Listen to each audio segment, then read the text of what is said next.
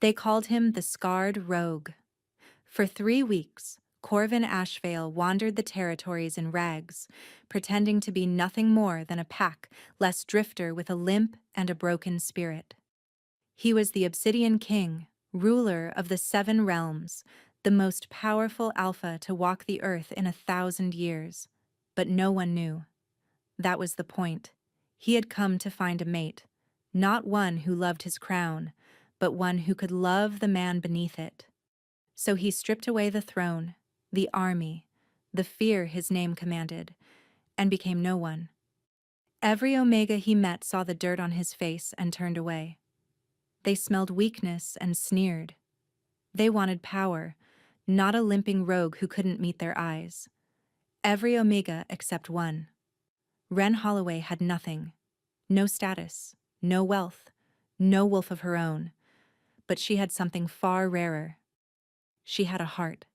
And that heart was about to change the fate of an empire. The Silverpine Valley sat nestled between two mountain ranges, perpetually shrouded in mist. It was a place where the old ways still ruled, where bloodlines determined worth, and an Omega without a powerful mate was barely considered alive. Wren Holloway knew her place in this hierarchy. It was at the very bottom. She was 20 years old, an orphan who had been taken in by the pack healer, old Marina, when she was just 6. Her parents had died in a border skirmish, or so she'd been told. No one cared enough to give her the full story. She was just another mouth to feed, another pair of hands to grind herbs and wash bandages. Wren had never shifted. Her wolf was silent, dormant, a flicker so faint that most wolves couldn't even sense it. In a world where your wolf defined your rank, having none made you invisible. Or worse, a target. Wren, where are those poultices? Marina's sharp voice cut through the morning fog. Wren hurried across the muddy courtyard of the healer's hut, her threadbare shoes squelching with each step. Her dress was patched in 4 places, the color long faded from forest green to a murky gray. "Coming!" she called, clutching the basket of freshly wrapped herbs against her chest. The healer's hut sat at the edge of the pack village, far from the grand stone houses where the Beta families lived, and even farther from the Alpha's manor that loomed on the hill like a sleeping beast. Wren had only been inside the manor once, when she was 12, to deliver medicine for the Alpha's son. She still remembered the cold marble floors, the chandeliers dripping with crystals, and the way the servants had looked at her like she was tracking mud into a temple. She never went back. Today, the village was buzzing with unusual energy. Colored banners hung from the lampposts. Vendors were setting up stalls in the central square. The air smelled of roasting meat and anticipation. The choosing festival had begun. Once every 5 years, unmated wolves from across the 7 realms gathered in host territories to find their fated mates. It was a celebration of destiny, a sacred tradition blessed by the moon goddess herself. For the elite, it was a pageant of silk gowns and political alliances. For Wren, it was 3 days of extra work and dodging insults. "Did you hear?" A voice dripping with false sweetness floated from across the square. "They say the Obsidian King himself might attend this year. Can you imagine? The king, here in Silverpine." Wren didn't need to look to know who was speaking. Seraphina Crest, daughter of the pack's head Beta, held court near the fountain, surrounded by her usual entourage of wealthy Omegas. Seraphina was stunning, mahogany hair that fell in perfect waves, amber eyes lined with gold powder, and a figure draped in a crimson dress that cost more than Wren would earn in a decade. She was everything Wren was not. Powerful, beautiful, and desired. "I've been preparing for months," Seraphina continued, examining her manicured claws. "When the king arrives, I'll be the first Omega he sees, and when he smells my lineage, he'll forget every other woman exists." Her friends giggled, casting glances toward Wren, who was trying to slip past unnoticed. "Oh, look." Seraphina's voice sharpened. "The little ghost is haunting the square again. Tell me, Wren, are you here for the choosing, Planning to find a mate? Ren kept her head down, walking faster. Don't be cruel, Syrah. Another Omega, Opaline March, said with mock sympathy. She doesn't even have a wolf. What alpha would want a broken vessel? She'd be better off mating with the livestock. Laughter erupted from the group. Ren's cheeks burned, but she didn't respond. Words were weapons she couldn't afford to wield. One wrong look at a beta's daughter and she'd be thrown out of the pack entirely. She reached the edge of the square when Seraphina's voice rang out one last time. Stay away from the festival grounds, Ghost. The king is coming, and we don't want him thinking Silverpine keeps defective strays.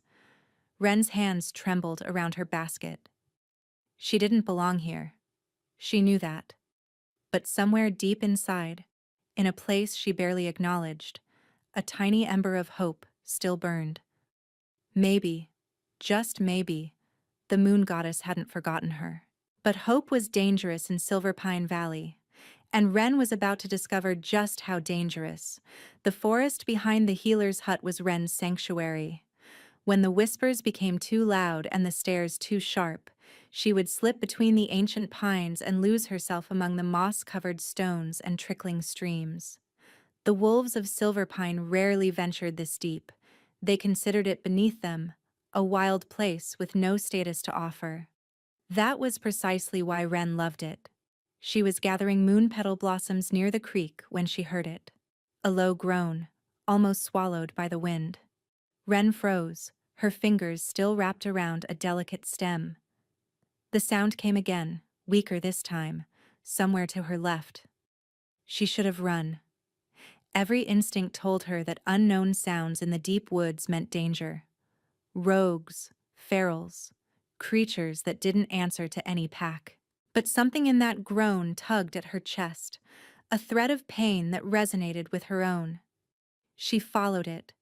Behind a fallen oak, half buried in dead leaves, lay a man. He was filthy. His clothes were torn, his dark hair matted with mud and what looked like dried blood. A jagged scar ran down the left side of his face, disappearing beneath his jaw. His right leg was bent at an awkward angle, and his breathing was shallow, labored. A rogue. Packless. Worthless. Ren's logical mind screamed at her to leave. Helping a rogue was forbidden. If anyone found out, she would be punished. Or worse, cast out to become a rogue herself. But then he opened his eyes. They were the color of a winter storm. Gray with flecks of silver, filled with pain, but also something else. Surprise. As if he hadn't expected anyone to find him, as if he hadn't expected anyone to care. Please, he rasped, his voice barely a whisper. Water. Ren's hands moved before her mind could stop them. She pulled the water skin from her basket and knelt beside him, lifting his head gently and pressing the opening to his cracked lips. He drank desperately, his throat working, his eyes never leaving her face. You're hurt, Ren said softly, assessing the wound on his leg. It wasn't broken, but something had slashed deep into the muscle. Infection was already setting in, the skin around the gash an angry red. This needs treatment. I can help, but I need to bring supplies. Can you stay here until nightfall? The man stared at her, his brow furrowing. Why? He asked, his voice hoarse with disbelief. You don't know me. I'm a rogue. I'm nothing. Ren felt something twist in her chest. No one is nothing, she said quietly. Stay hidden. I'll come back. She rose to leave, but his hand caught her wrist. Not roughly, but with a desperation that made her pause. What's your name? He asked. She hesitated. Names had power, but something in his storm-gray eyes made her answer. Ren. He held her gaze for a long moment. Ren, he repeated, as if committing it to memory. I won't forget this. She didn't know it then, but those words were a promise, and the Obsidian King never broke his promises. Ren returned at dusk, her heart hammering against her ribs. She had stolen supplies from Marina's stores, Antiseptic salve, clean bandages, a vial of pain-numbing tincture. If the old healer discovered the theft, Wren would lose everything. Her place in the hut, her meager meals, the only life she had ever known. But she couldn't abandon him. The rogue was where she had left him, though he had dragged himself upright against the fallen oak. His jaw was clenched tight, his face pale beneath the grime, but his storm-gray eyes tracked her approach with an alertness that surprised her. "You came back," he said.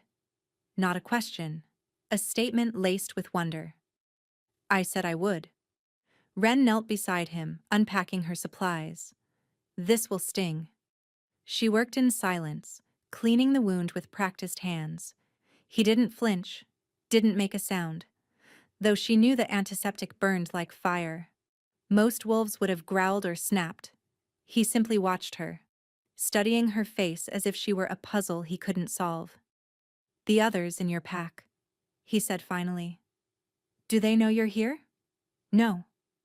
Wren wrapped the bandage tight. "And they can't. Helping a rogue is forbidden. Then why risk it?" She paused, her fingers resting on the clean white linen. "Because I know what it feels like," she whispered, "to be alone. To have everyone look through you like you don't exist." Something flickered in his eyes, a crack in the mask he wore. "You're not like them," he murmured. "No," Wren agreed softly. "I'm not." A distant howl echoed through the trees. The festival's opening ceremony was beginning. Wren gathered her things quickly. "I have to go. Stay hidden tomorrow. The woods will be full of patrols during the choosing." She turned to leave, but his voice stopped her. "Wren." She looked back. "Thank you," he said, the words rough, almost unfamiliar on his tongue, as if he hadn't spoken them in a very long time. She nodded once and disappeared into the shadows. Behind her, Corvin Ashvale, the Obsidian King, ruler of the Seven Realms, watched her go. And for the first time in years, he felt something stir in his chest. Something dangerous. The choosing festival transformed Silverpine Valley into a carnival of excess. Lanterns hung from every tree, casting golden light across the crowded square. Musicians played on raised platforms while vendors hawked everything from honeyed wine to enchanted trinkets. Wolves from dozens of packs mingled in their finest clothes, scenting the air for the spark of a fated bond. Wren observed it all from the edges, invisible as always. She had spent the morning grinding herbs and boiling poultices, but Marina had dismissed her early with a wave of her gnarled hand. "Go watch the spectacle," the old healer had muttered. "Even ghosts deserve a glimpse of the moon." So Wren watched. She watched Seraphina Crest glide through the crowd like a queen, her crimson gown replaced by one of shimmering gold that caught the lantern light. She watched the alphas turn their heads, their nostrils flaring, and their eyes hungry. She watched and felt the familiar ache of not belonging. Then she saw him, the rogue. He had cleaned himself up, somewhat.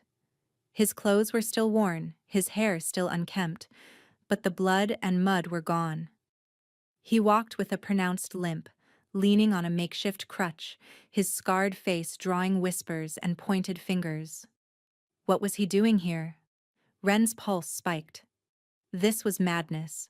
If the pack guards identified him as Pack-less, they would drag him to the cells. Or worse. She moved to intercept him, but Seraphina got there first. "Well, well." Seraphina's voice cut through the noise, sharp as a blade. "What do we have here? A rogue at the choosing?" The crowd parted, creating a circle around the confrontation. Wren froze at the edge, unable to move. Corvin, though Wren didn't know his true name, stood calmly, his weight balanced on his good leg. He didn't cower. He didn't beg.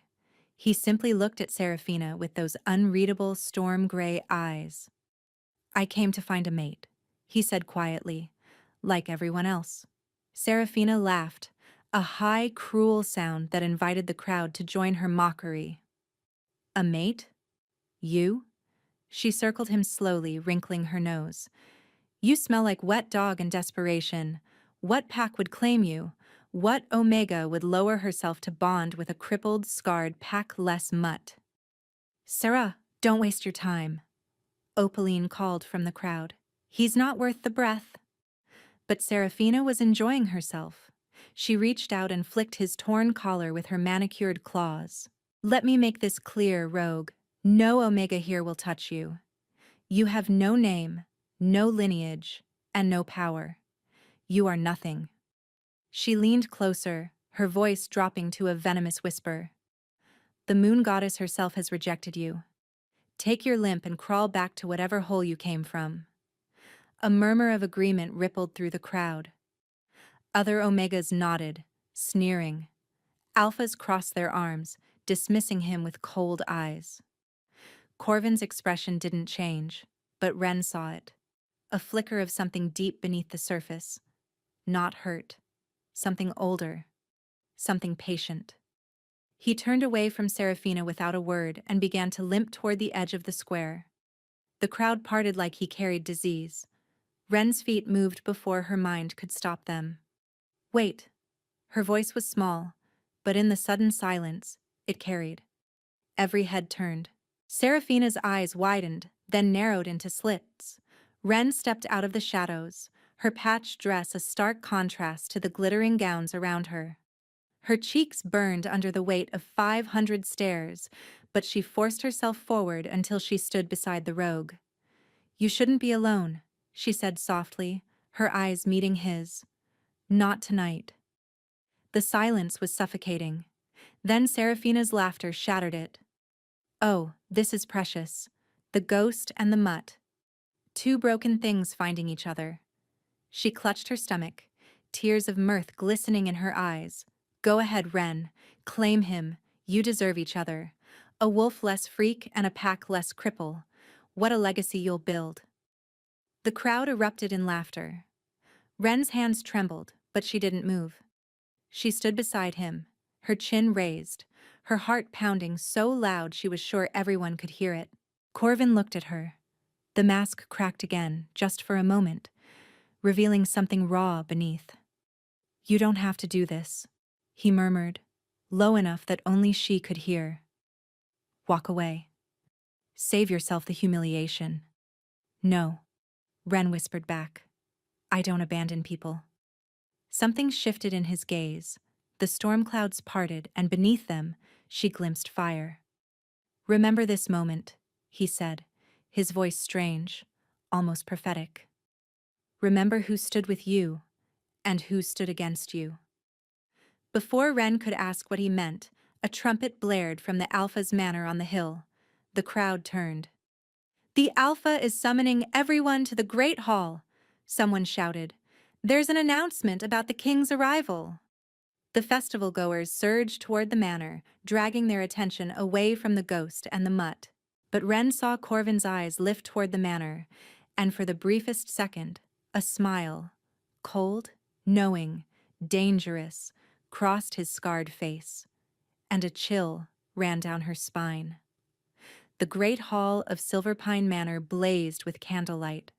Ren had never seen so many powerful wolves in one place. Alphas from 6 different territories stood in clusters, their auras pressing against each other like tectonic plates. Betas lined the walls, tense and watchful. And at the center of it all, on a raised dais, stood Alpha Rendrick Vane, ruler of Silverpine, his silver hair slicked back and his cold blue eyes surveying his domain. Ren slipped inside through a servant's entrance, pressing herself against the back wall. She shouldn't be here. Omegas without status weren't permitted at formal gatherings. But something compelled her to follow, an invisible thread tugging at her chest. She scanned the crowd for the rogue, but couldn't find him. Honored guests, Alpha Rendrick's voice boomed across the hall. I have received word that His Majesty, the Obsidian King, will grace our territory tomorrow at dawn. This is a tremendous honor for Silverpine. The king has chosen our choosing festival to seek his fated mate. A ripple of excitement surged through the crowd. Omegas straightened their gowns, touched their hair, and exchanged competitive glances.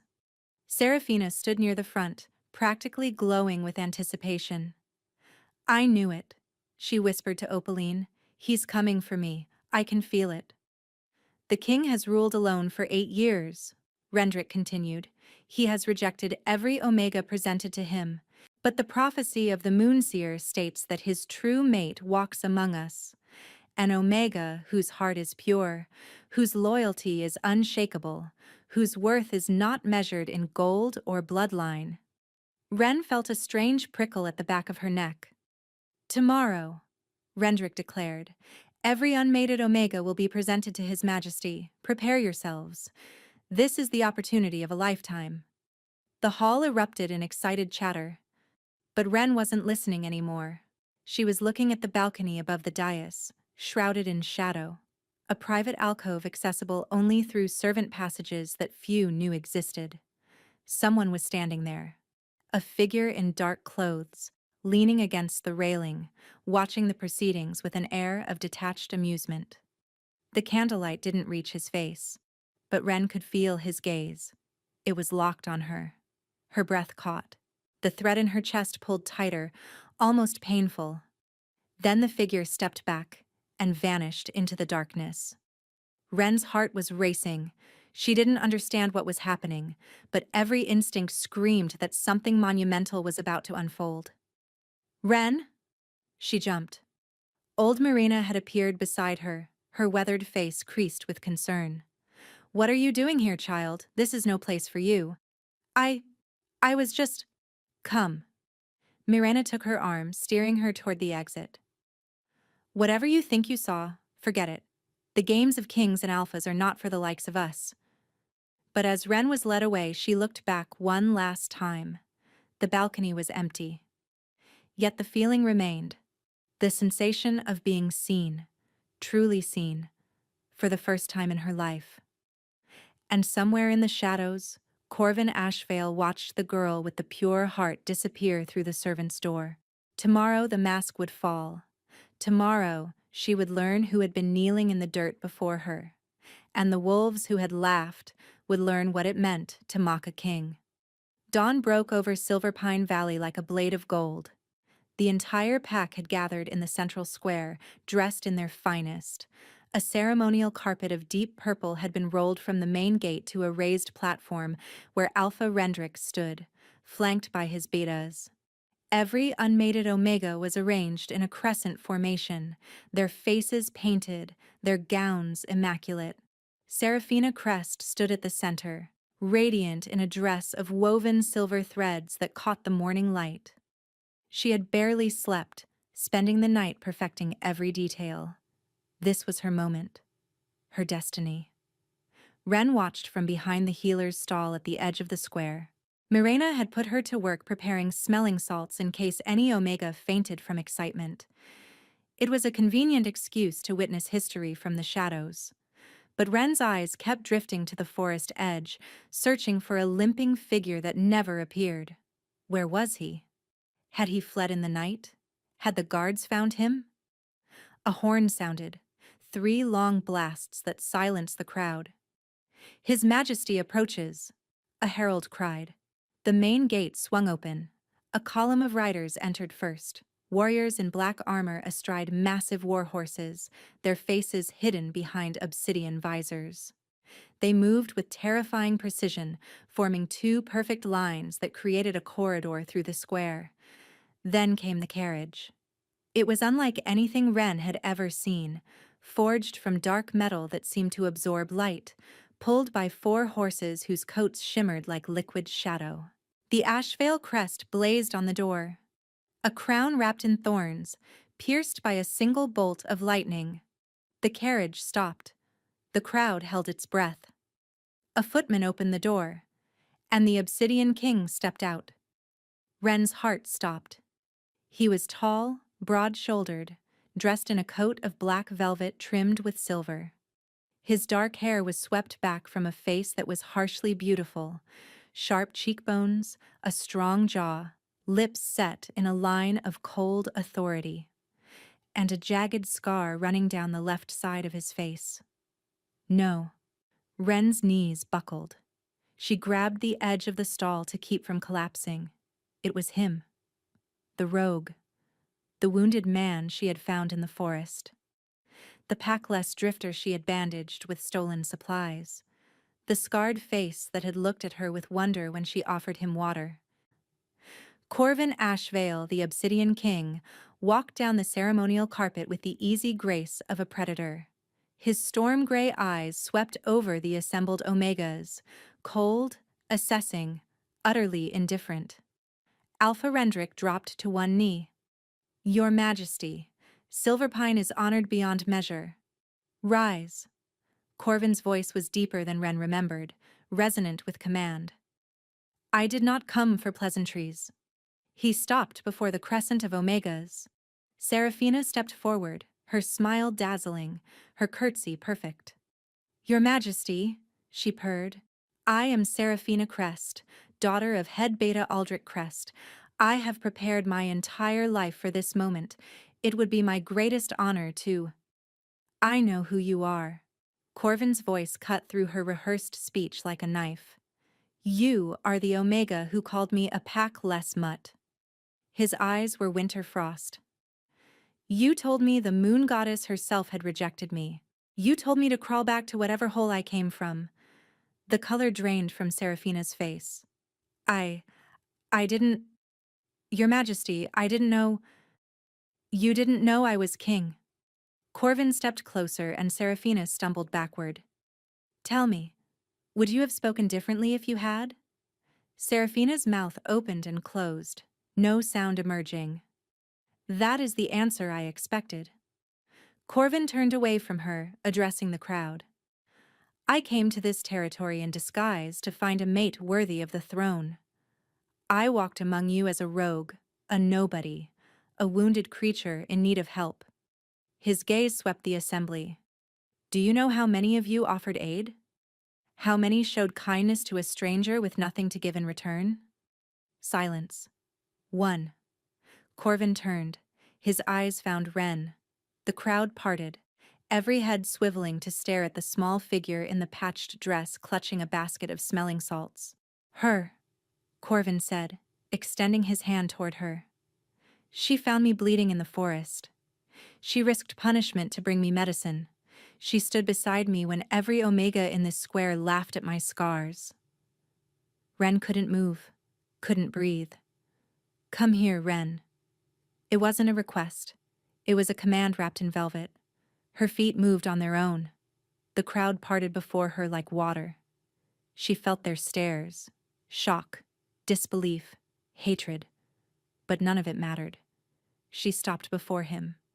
Up close, he was overwhelming. His presence pressed against her like a physical force. And beneath it, she felt that thread again.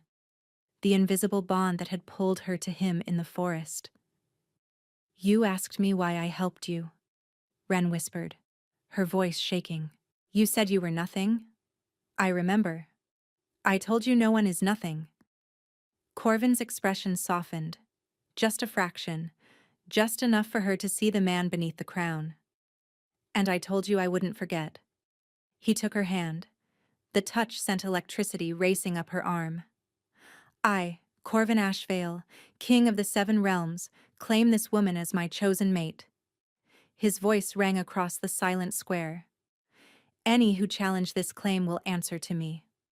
Seraphina let out a strangled sob, but Wren barely heard it. Because Corvin was looking at her like she was the only star in an empty sky.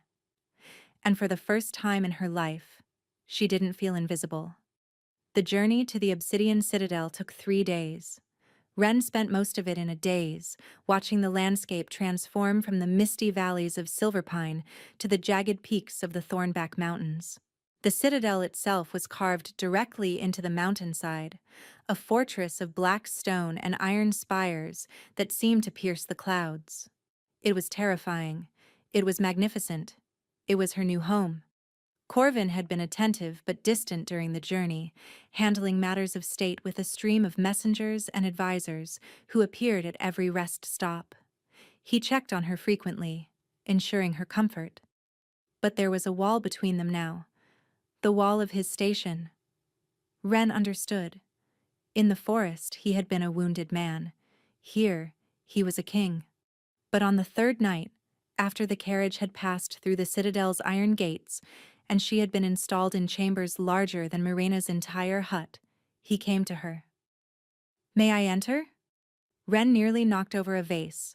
The king of the Seven Realms was asking permission to enter a room in his own castle. "Of course, your majesty." "Corvin." He stepped inside, closing the door behind him. "When we are alone, I am Corvin, the man you saved. Not the title." Ren nodded, her throat tight. He crossed to the window, looking out at the moonlit mountains. The firelight cast dancing shadows across his scarred face. "You have questions," he said. "Ask them." "Where do I begin?" Ren thought. She settled on the most pressing one. "Why me? You're a king. You could have any Omega in the Seven Realms.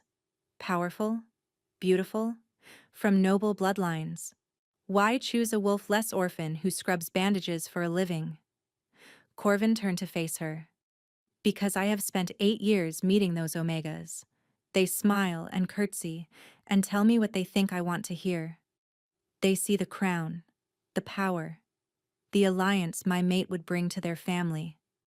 His jaw tightened. "Not one of them ever saw me." He walked toward her slowly, stopping an arm's length away. "In that forest, you looked at a scarred, filthy rogue with nothing to offer, and you saw a person worth saving. Do you understand how rare that is? How valuable?" Ren's eyes stung. "I just did what anyone should do. But no one else did." His voice was rough. "That is why you, Ren Holloway, that is why it could only ever be you." The thread between them hummed, warm and golden. But Ren had more questions. "The Moonseer's prophecy," she said. "Alpha Rendrick mentioned it. An Omega whose worth is not measured in gold or bloodline. Was that about me?" Corvin's expression shifted. Something flickered in his eyes that she couldn't read. "There is more to the prophecy than Rendrick knows." He moved to a chest near the hearth and withdrew an object wrapped in black silk. "This was found in the wreckage of a border village 20 years ago. The village was called Hollow's End." Ren's breath caught. Hollow's End. The village where she was born. The village that was destroyed when she was an infant. Corvin unwrapped the silk, revealing a delicate pendant, a crescent moon cradling a single white stone that seemed to glow with inner light. "This was around your neck when the healers found you," Corvin said softly. "The only survivor. An infant girl, silent, barely breathing, clutching this pendant so tightly they had to pry it from her fingers." Ren stared at the pendant. Memories stirred. Not real memories, but impressions. Warmth. A woman's voice singing. The smell of lavender. "What does it mean?" "This pendant bears the crest of the Lunaris bloodline." Corvin's voice was grave. The Lunaris wolves were the moon goddess's chosen, her priestesses, her voice on earth. They were hunted to extinction 3 centuries ago by a faction called the Umbral Covenant. Wolves who believed that such power should belong to kings, not priestesses. He placed the pendant in her palm. The stone pulsed warm against her skin. "The prophecy doesn't just speak of an Omega with a pure heart, Ren. It speaks of the last daughter of Lunaris. A wolf whose power has been sleeping, waiting for the bond that would awaken it." Ren shook her head, backing away. "That's impossible. I don't have a wolf. I've never shifted. I'm broken." "You are not broken." Corvin closed the distance between them, his hands cupping her face. "You were sealed. Your mother placed a powerful seal on your wolf to hide you from the Covenant. But the seal alone wasn't enough. The old Alpha of Silverpine, Rendrick's predecessor, knew what you were. He ordered Wolf's Bane added to your food in small doses, reinforcing the seal, keeping your wolf in a coma. That's why you were weak. That's why you never shifted." Ren's mind reeled. "Marina," she breathed. "She knew? All this time?" Corvin nodded slowly. Mirena was a healer in Hollow's End. She was the one who smuggled you out during the attack, kept you hidden among human villages for years. When she finally brought you to Silverpine, she posed as a stranger taking in an orphan. She has protected your secret your entire life. Tears streamed down Ren's face. Everything she thought she knew was unraveling. The seal is weakening now, Corvin continued gently. The wolf's bane has been flushed from your system since you left Silverpine. I felt your wolf stir the moment our bond sparked in that forest. How do you know all this? Because the Moonseer told me? Corvin's thumbs brushed her cheekbones. 8 years ago, she came to me with a vision.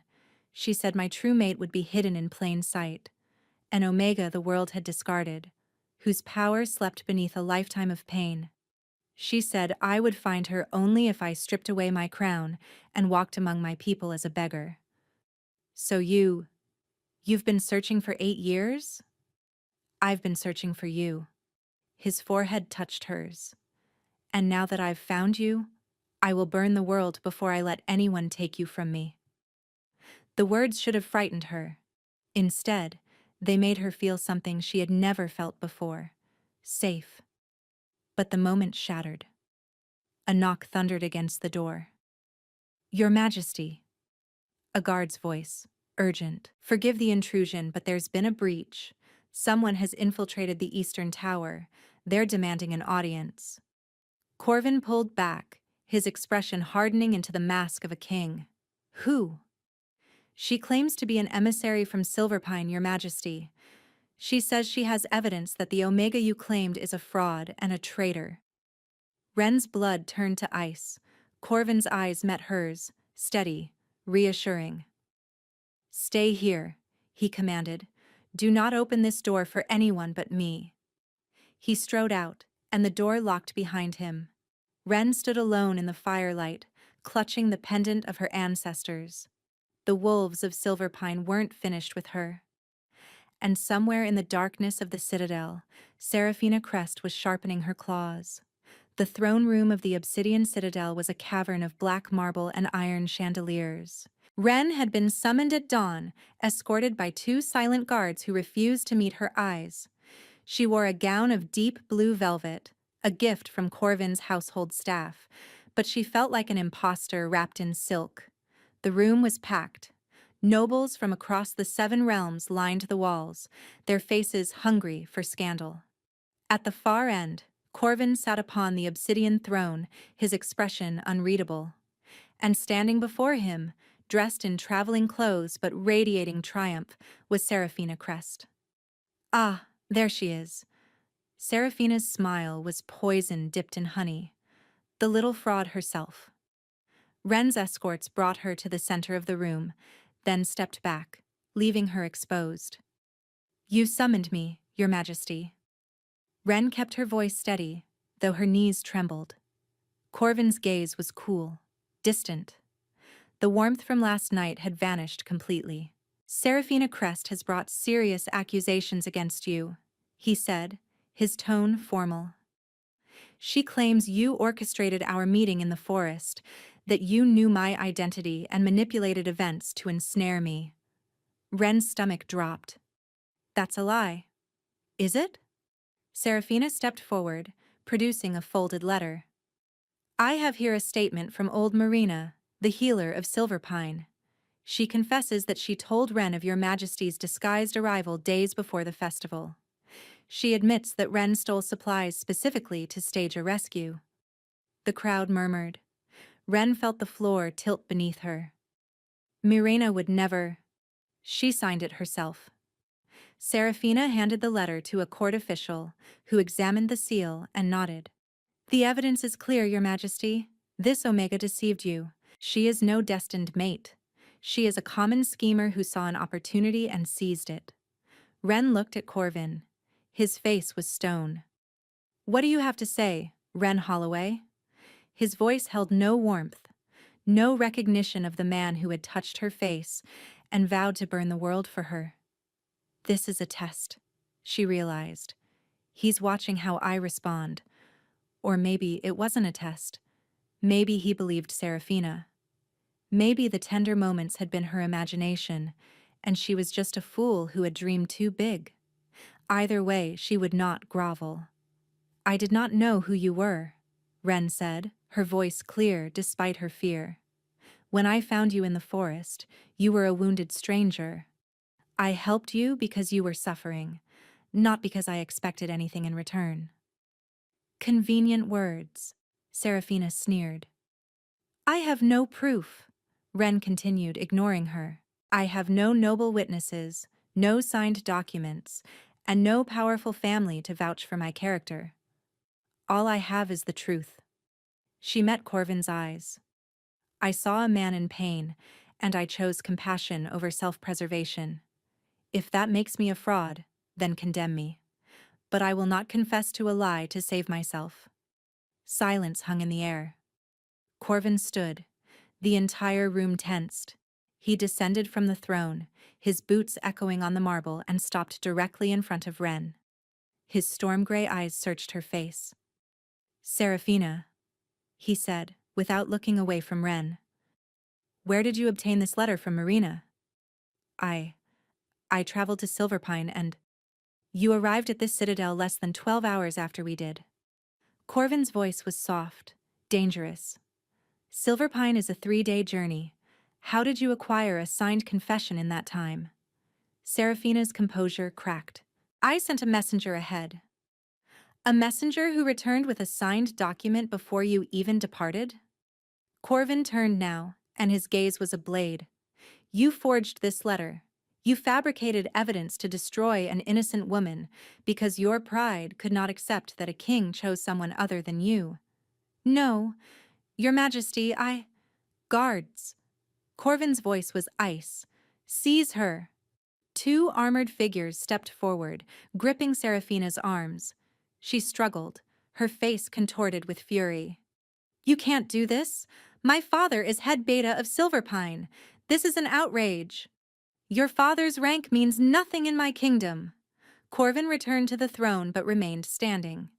"Seraphina Crest, you are charged with forgery, slander against the crown's chosen mate, and contempt of royal authority. You will be held in the Eastern Tower until your trial." As the guards dragged her away, Seraphina's eyes locked onto Wren with pure hatred. "This isn't over," she hissed. "You think you've won? You're nothing. A wolf-less ghost playing dress-up. When the Umbral Covenant learns what you are, they'll tear you apart, and I'll be there to watch." The doors slammed shut behind her. The throne room buzzed with shocked whispers, but Wren barely heard them. Her mind was stuck on 3 words. Umbral Covenant, the faction that had hunted the Lunaris bloodline to extinction. Corvin stepped down from the dais and took her hand. His mask had fallen away, replaced by concern. "Breathe," he murmured. "You did well." "She knows," Wren whispered. "About my bloodline. She knows.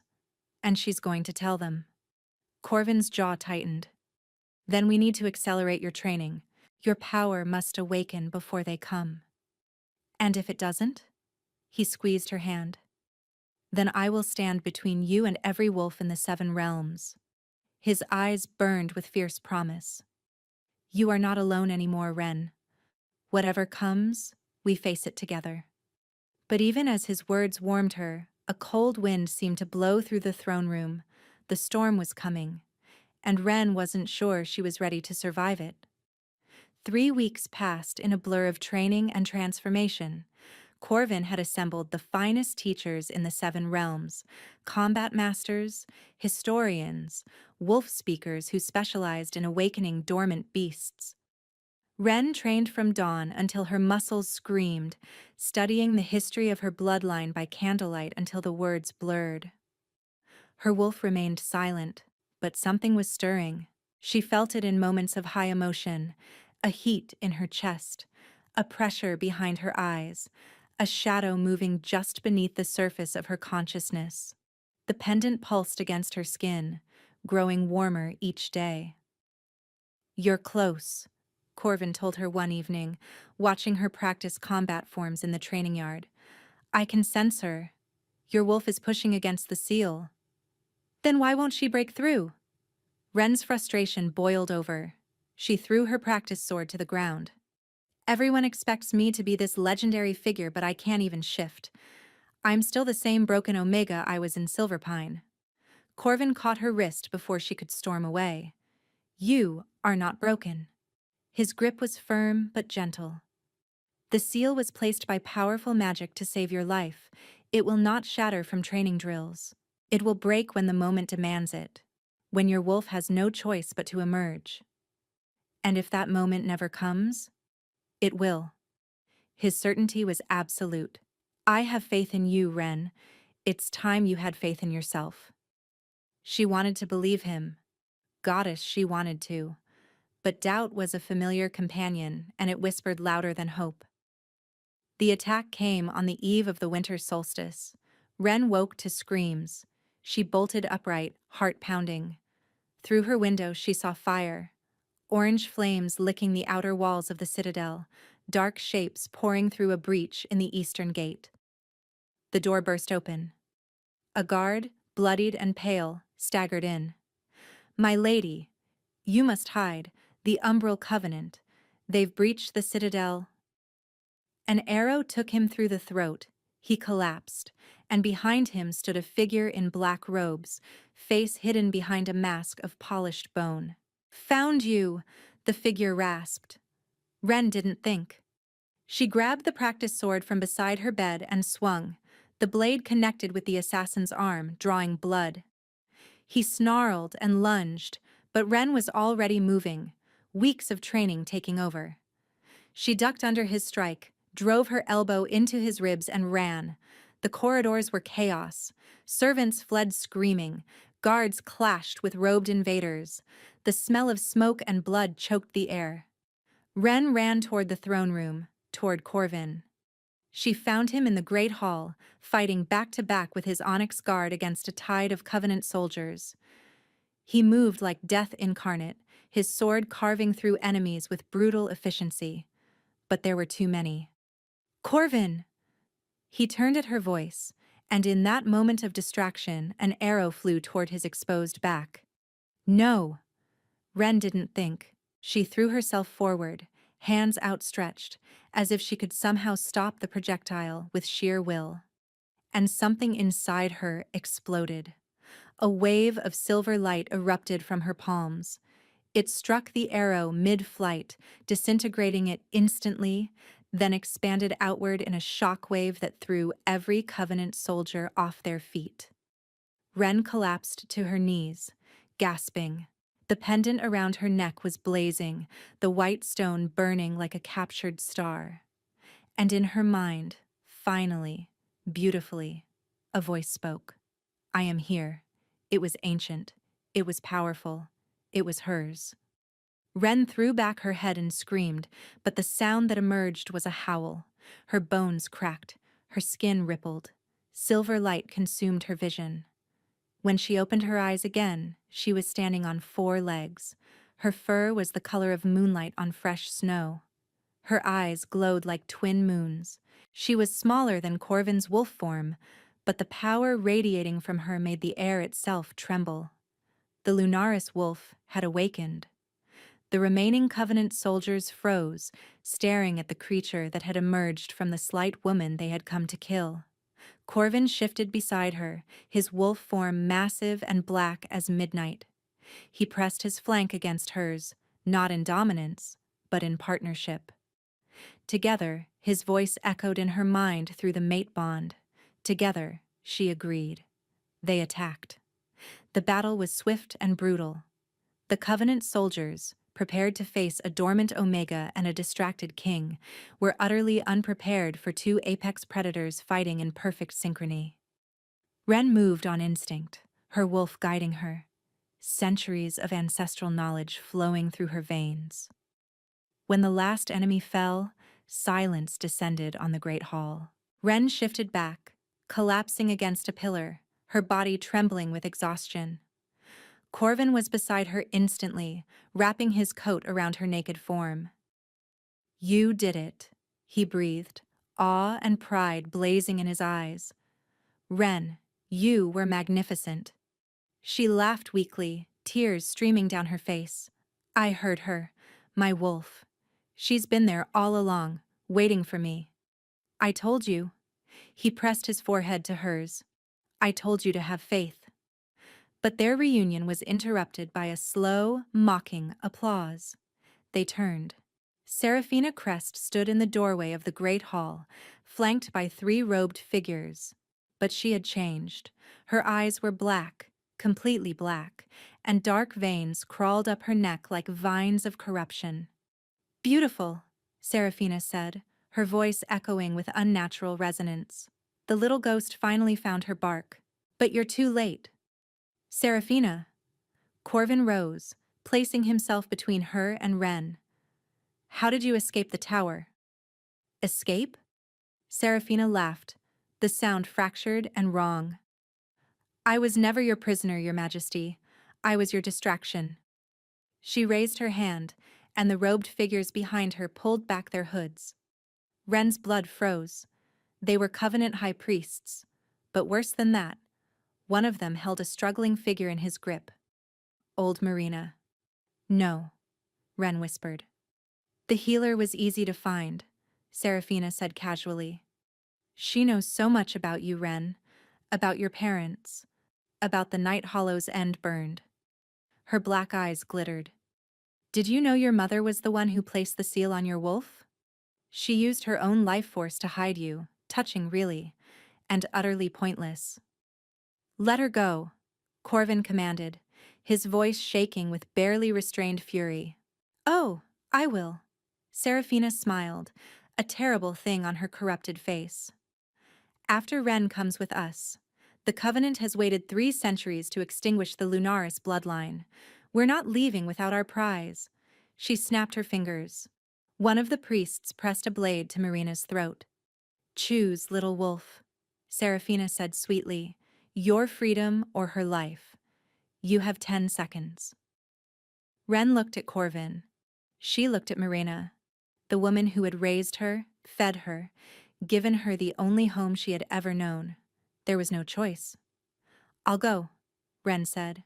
Wren, no! Corvin grabbed her arm. I won't let her die for me. Wren pulled free, tears burning her eyes. I won't. She walked toward Seraphina, each step heavier than the last. But as she reached the doorway, Marina spoke. Child. The old healer's voice was calm, steady. Your mother's last words. Do you remember them? Wren frowned. I don't. She whispered them as she sealed your wolf. I heard them. I've kept them all these years. Marina smiled, even with the blade at her throat. The moon never abandons her daughters. Then, before anyone could react, Marina grabbed the priest's blade and drove it into her own chest. No! Wren screamed, and the world turned white. The power that erupted from Wren was not a wave. It was a cataclysm. Silver fire exploded outward, consuming everything in its path. The 3 Covenant priests disintegrated before they could scream.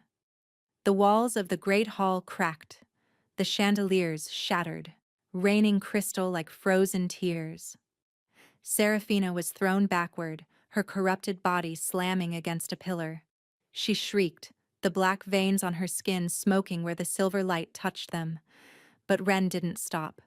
She couldn't. The grief was too vast, the rage too absolute. Marina, her guardian, her only family, was gone, sacrificed to protect her. Release, her wolf howled. Release it all. Wren's human form dissolved. The silver wolf emerged, but this time she was different. Larger, brighter. Her fur blazed with inner light, and her eyes were no longer gold. They were pure white, burning with the essence of the moon itself. She was no longer just a Lunaris wolf. She was the avatar of the moon goddess. Corvin, a voice echoed in her mind, her wolf, ancient and wise. He cannot withstand this light. Shield him. With the last thread of her control, Wren turned her power inward, creating a bubble of protection around Corvin and his surviving guards. Then she unleashed everything. The silver fire became a pillar, shooting upward through the citadel's roof, piercing the night sky. It was visible for 100 miles, a beacon of divine wrath that turned night into day. The Covenant soldiers outside the walls dropped to the ground, screaming, as the light burned the corruption from their souls. Those too far gone simply crumbled to ash. Serafina crawled toward the door, her body smoking, her black eyes flickering. This isn't possible, she gasped. The bloodline was supposed to be weak, diluted. The silver wolf advanced on her, each paw leaving scorch marks on the marble. You hunted my ancestors, Ren's voice echoed, no longer just hers but layered with countless others, the voices of every Lunaris wolf who had come before. You burned our temples, you slaughtered our children, you thought you had won. She stood over Serafina, her massive head lowering until her blazing eyes were inches from the corrupted Omega's face. You were wrong. Please. Serafina sobbed, all her cruelty stripped away, leaving only a terrified girl who had chosen the wrong side. Please, I didn't know. I just wanted to matter. You wanted power. The wolf's voice was cold. Now witness true power. Ren opened her jaws. Serafina screamed. And then, Ren closed her mouth. She stepped back. Death is too easy for you, Ren said. You will live. You will remember. And every day you will know that the wolf-less ghost you mocked now holds your fate in her claws. She turned away, the silver light slowly fading.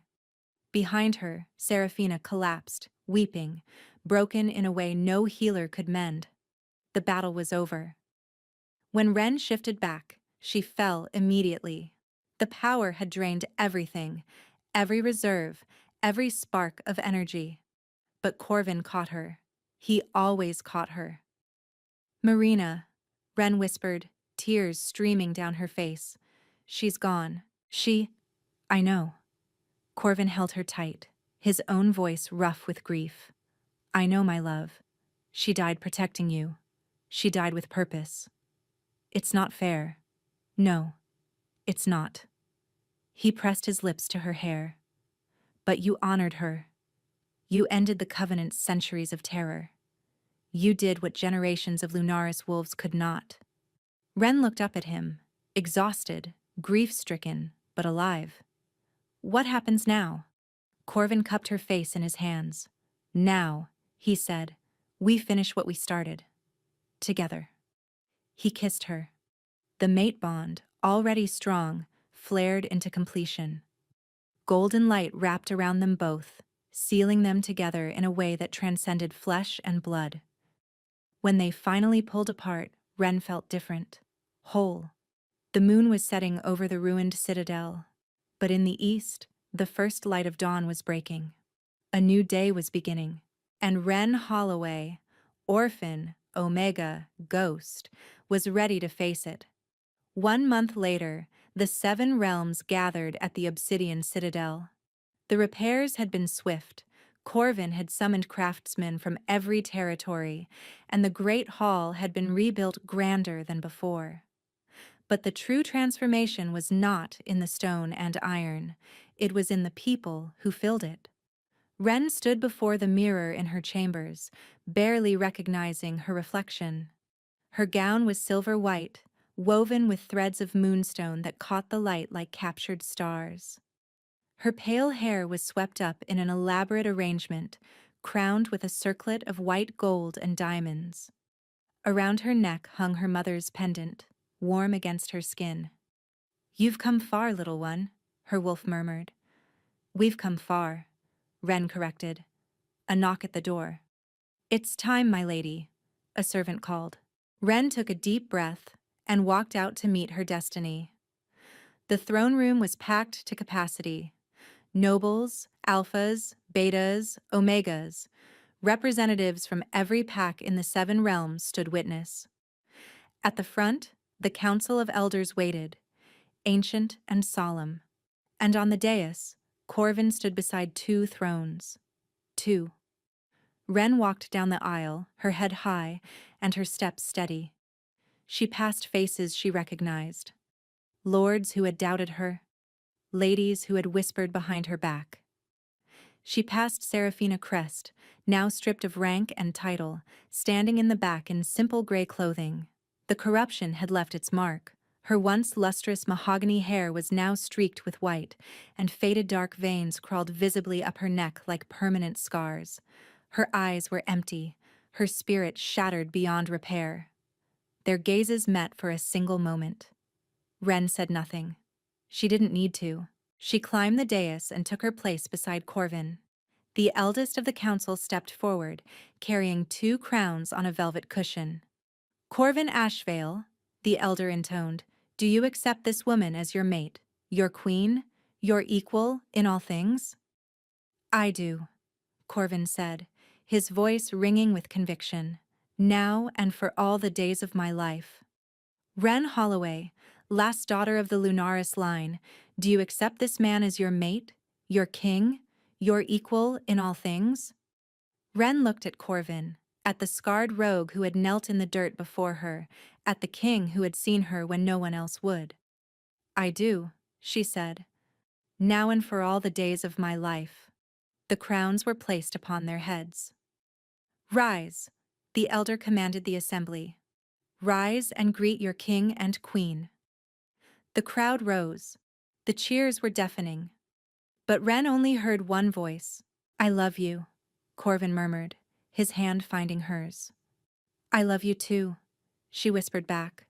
The wolfless ghost and the disguised king, the Omega who had nothing and the Alpha who gave up everything. They had found each other in the mud and the blood and the darkness, and now they would rule the 7 realms together. The moon never abandons her daughters. Marina's words echoed in Wren's heart as she looked out at her new kingdom. For the first time in her life, Wren Holloway was exactly where she belonged. If you loved this story and want more tales of hidden kings, triumphant omegas, and fated mates, smash that like button, subscribe to the channel, and hit the notification bell so you never miss a new story. Thanks for listening, and I'll see you in the next one.